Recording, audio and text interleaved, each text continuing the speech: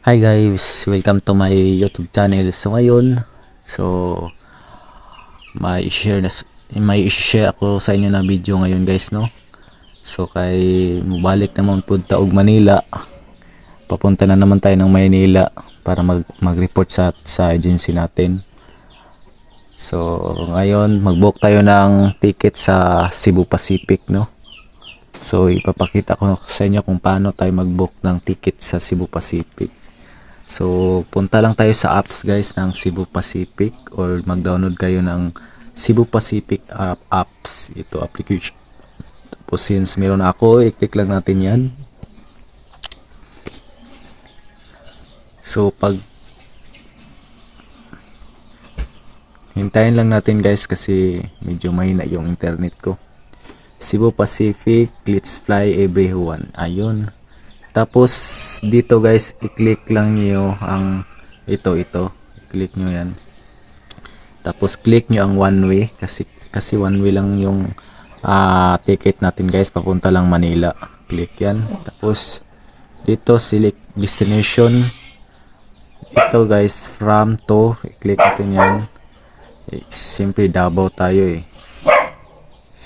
Click natin ang Davao to Manila. Click natin ang Manila. Saan lang Manila? Dito. Yan, Manila. Dito depart. Kung kailan gusto nyo magbiyahe guys. Kailan gusto nyo maglipad. Click yan. Sa atin is 29 tayo, no? Sunday. 29 tayo Sunday. Click natin 29. So ngayon guys, click natin ang 29. So select date, click natin to. Tapos guys, select dates. So ayan, June 29, 2025, Davao to Manila. One adult. So search flight. Click yung search flight. So ito yung mga flight guys, ang mamahal. Grabe. Mahal. Ito yung pipili natin guys. Ayan. Ayan guys. Pagkatapos, so dito scroll down tayo. Pagkatapos guys, mag-add tayo ng 1 pieces check baggage. So 20 kg itong i-add. So I want to cheaper bag seats. Click yan. So pagkatapos guys, ito na, click natin ang continue.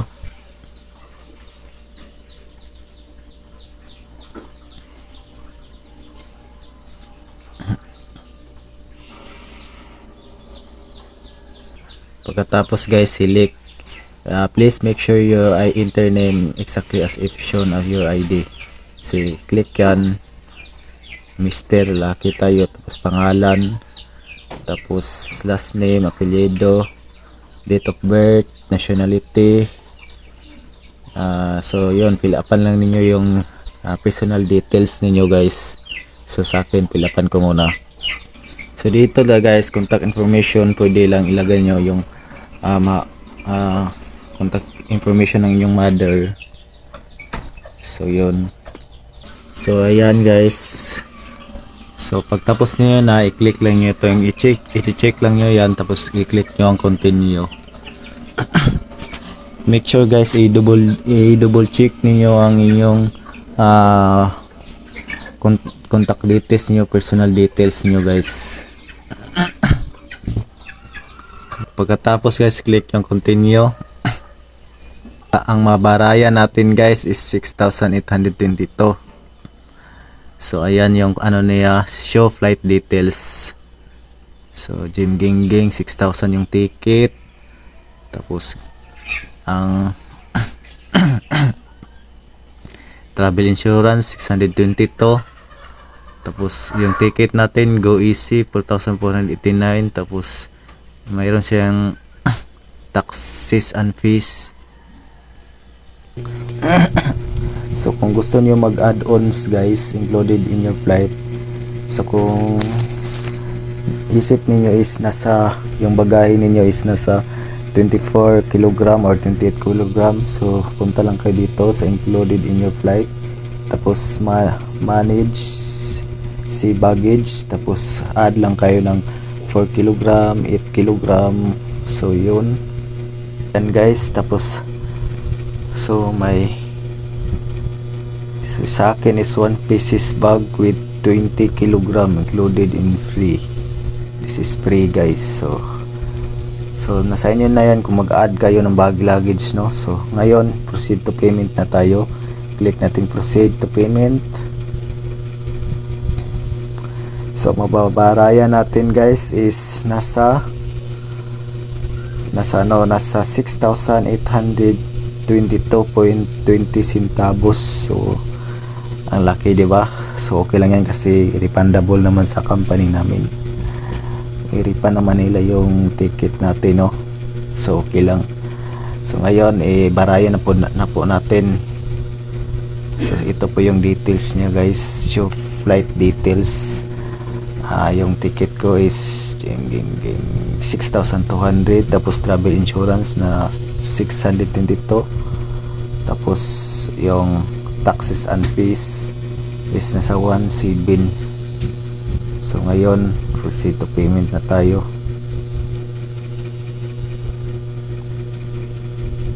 Click natin proceed to payment.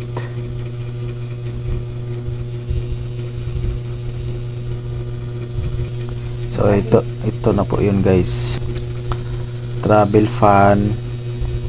So scroll down tayo, dito tayo pwede magbayad, no, sa Visa. Kung meron kayong mga Visa dyan guys, Visa, wait lang, GCash man tayo magbayad guys. I-click lang natin GCash. So ayan, pagkatapos guys GCash tayo magbayad, i-click natin ang GCash, no? So i-check lang natin yan, tapos click natin ang fully understand, check natin yan, tapos click natin ang submit. So hintayin guys, hintayin lang natin, no? Bayad sa GCash natin guys, ilagay lang natin ang GCash number natin dyan. So yung amount po is 6,822.20 centavos. So yung number natin yan, i-check lang natin number natin 618. Tapos click natin ang next. So magsisend ang code guys, yung GCash sa number.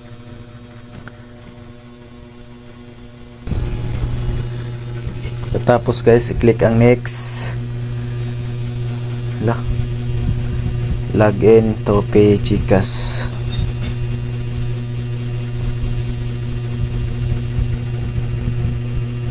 Click ang next.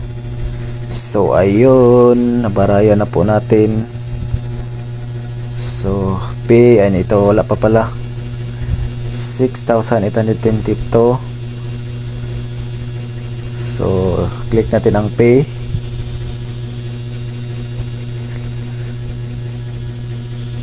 Click natin ang pay guys. So ayun,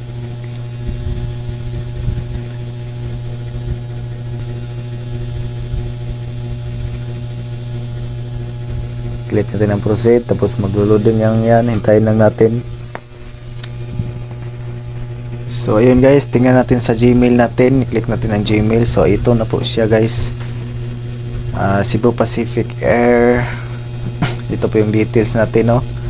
Booking number Davao to Manila, flight number 5G978, June 30, 6:20 PM to 8 PM, take off. So yun, landing 2 hours ang lipad guys. So sa seat, wala pa po siyang seat, no? So ayun, yun lang po guys. Tapos club insurance. So ayan ang insurance natin. So dito Cebu Pacific Air, ito na po yung sales invoice. Yun lang po ang gagawin guys. paano magpabook ng ticket sa